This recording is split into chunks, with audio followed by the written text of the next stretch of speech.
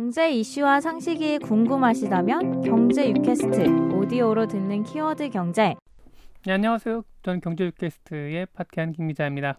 안녕하세요. 저는 윤 기자입니다. 오늘은 필수 아이템 중 하나를 좀 말씀을 좀 드려볼게요. 그 자신이 인터넷 쇼핑몰을 하고 있거나 아니면 뭔가 회원가입을 받고 있고 그 회원들의 DB를 본인의 컴퓨터, PC 서버에 저장하고 있는 분들은 주목하셔야 될 만한 부분이에요. 대부분의 사람들은 모르는데 들어야 될 사람 반드시 들어야 하는 것, 그게 바로 개인정보 손해배상 책임 보험이라고 합니다. 윤 기자님도 이렇게 사실 잘 생경하긴 하죠, 이 보험이요. 네, 개인정보 보호를 해야 된다라는 얘기는 예. 많이 들었지만 이 관련된 보험은 사실 좀 처음 들어봐요.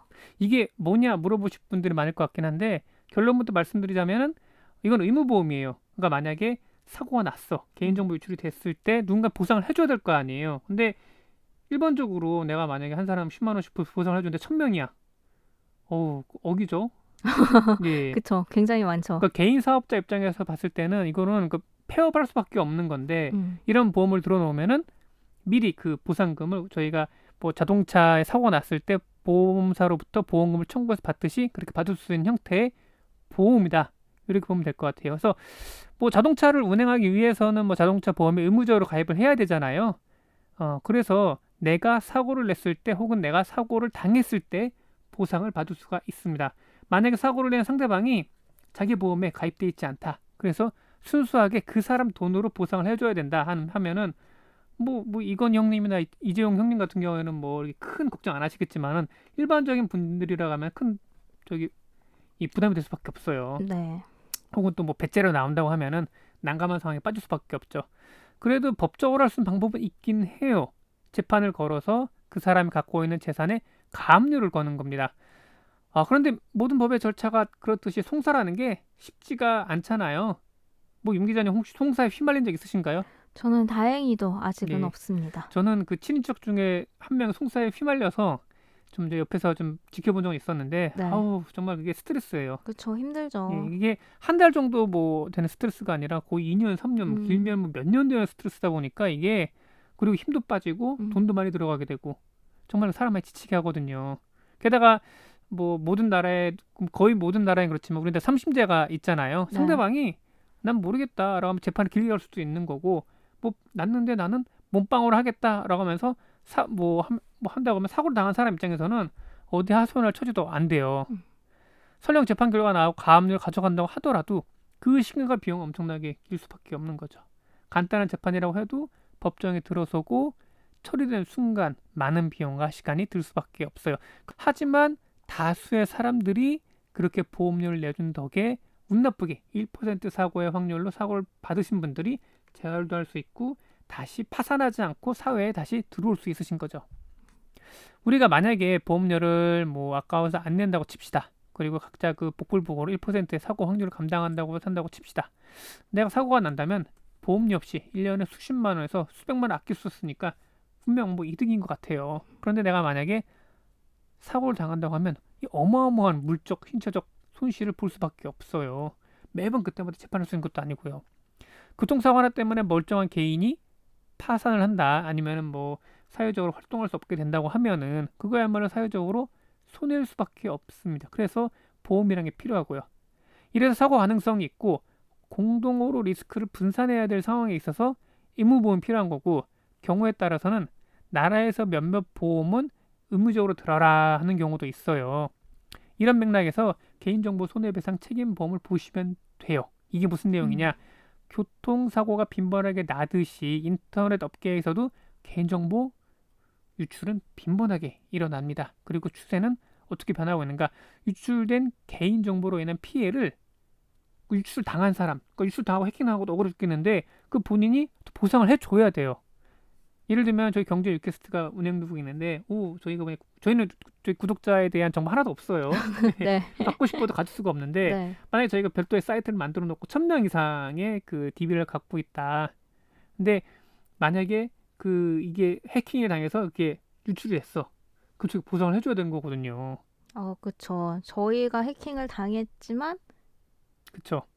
피해자에게 또 보상을 해줘야 되죠. 예. 사실 뭐 그거를 보안을 철저하게 안 한 뭐 그런 잘못도 있기는 하죠, 사실. 예, 집단 소송이라는 게 우리나라에서 조만간 정착이 될 것이라고 보는데요.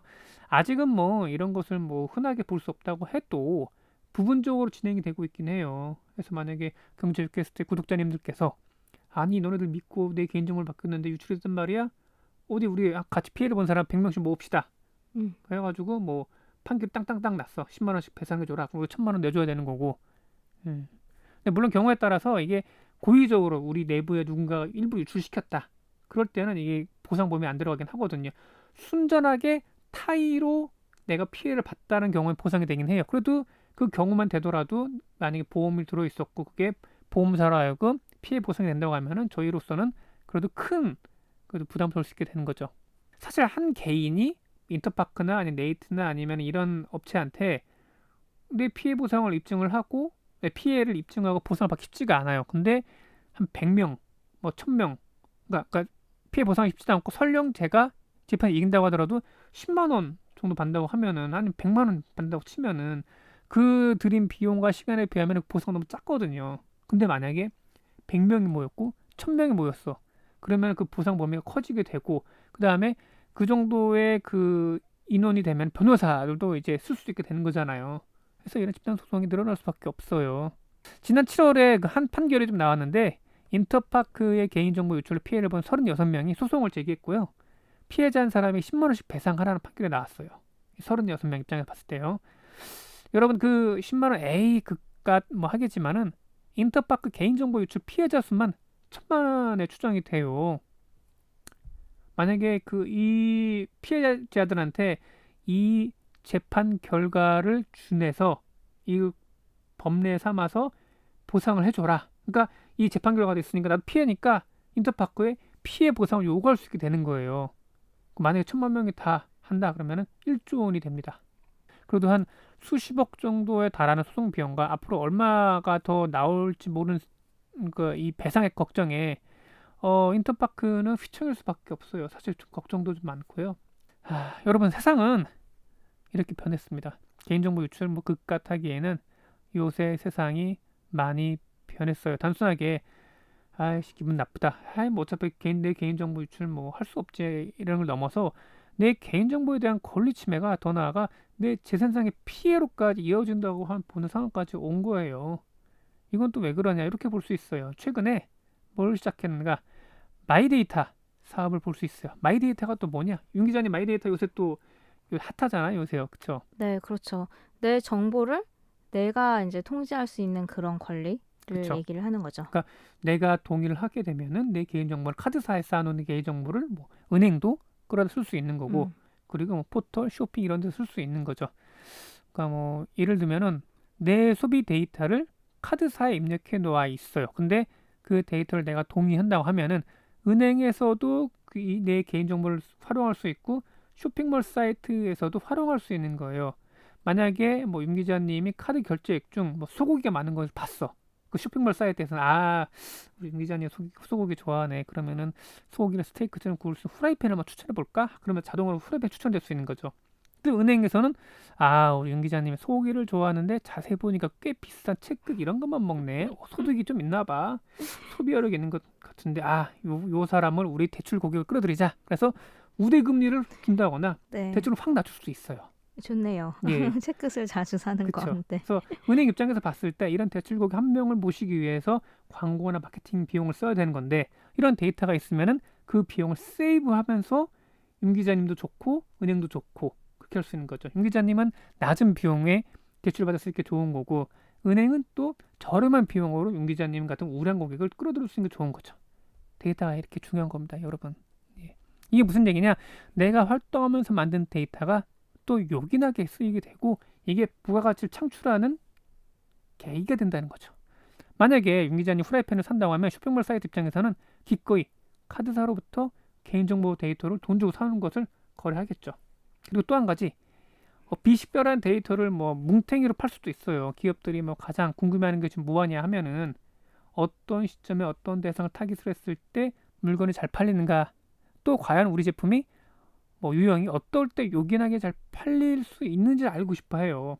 하긴 저희도 저희 콘텐츠를 어떤 분들이 좀 듣고 어떤 부분에 있어서 좀 호응도가 높는지 궁금하긴 하거든요. 네. 근데 만약에 그런 부분을 알려준다고 하면 저희도 비용에 대해서 한번 생각해 볼 수 있을 것 같긴 해요. 왜냐하면 저희 콘텐츠에 대한 고도화와 타겟화가 되는 거니까요. 어쨌든 하나의 좀 예를 좀 들어볼게요. 네이버 검색을 보니까 겨울이 다가오니까 20대들의 쇠고기 검색어가 점점 늘고 있어요.